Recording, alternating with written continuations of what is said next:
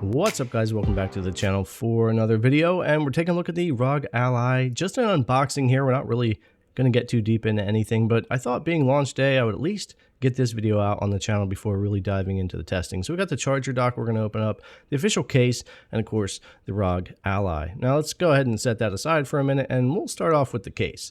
Now, this is, I think, 40 bucks on Best Buy, and it's extremely light and extremely simple. There's not much to the boxing. We just got it inside of a little plastic bag here, and I believe there's a couple little pieces of paperwork inside. You've got your Gamers Republic, Republic of Gamers, rather, on the outside here, and your simple single zipper. And again, this thing is very lightweight and not... you know, it's more like a $20 case, and your Ally will just fit in this thing. So I only got it to have the official case. I probably will wind up putting it back in the box and getting my hands on something that will be more useful for the Ally. But anyways, that's the unboxing for the case. Nothing special there, but if you want to grab one up, you can get those for about 40 bucks. Now, let's go ahead and move over to the dock. This is something I definitely wanted to have on hand with making content, recording, charging this thing. I want to make sure I'm getting all the proper power delivery and turbo mode and all of that. And while this isn't the kind of dock I would necessarily want to see sitting on my desk, this just plugs into your wall outlet. It's certainly better to have than nothing for now when it comes to something official for the Ally. So inside the box here, we just got ourselves another little box and some paperwork. And underneath our tab here, we have the USB-C wire.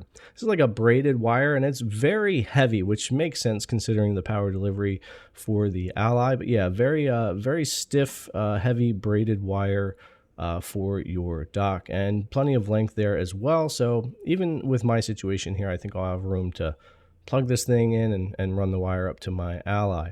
And then, of course, we have our little brick here that just plugs into your wall outlet. And then that has on it 3 ports. You've got HDMI 2.0, you got USB 2.0, and you've got your USB-C. So fairly simple. I am looking forward to getting some better docks and things for the Ally, but this will get the job done for now. It's definitely weighty and feels very well made. All right, so let's get over to the juice here with the ROG Ally. And man, the wait for this thing has felt like forever, but really excited to tear into it this morning and take a look, because watching videos is one thing, getting it in your hands and really being able to see it in person and feel it is another. And even just from unlifting the box, I was extremely excited to get hands-on with the Ally here, and it does look really great. I personally would like a black version because I feel like I'm going to have to wash my hands like every 30 minutes handling this thing, but it looks great, and we'll take a closer look here in just a minute. Now let's finish going through the box. We have a little pull tab here, and underneath of this is going to be some more paperwork. Now, there is something I'll mention.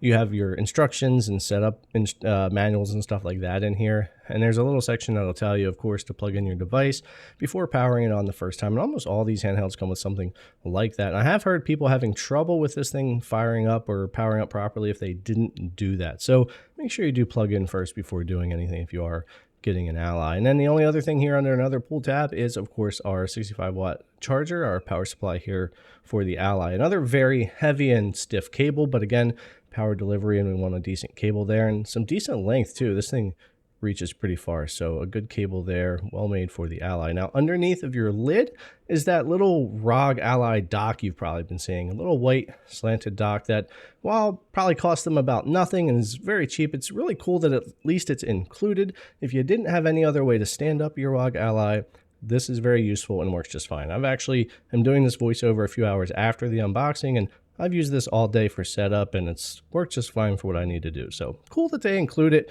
Nothing special though.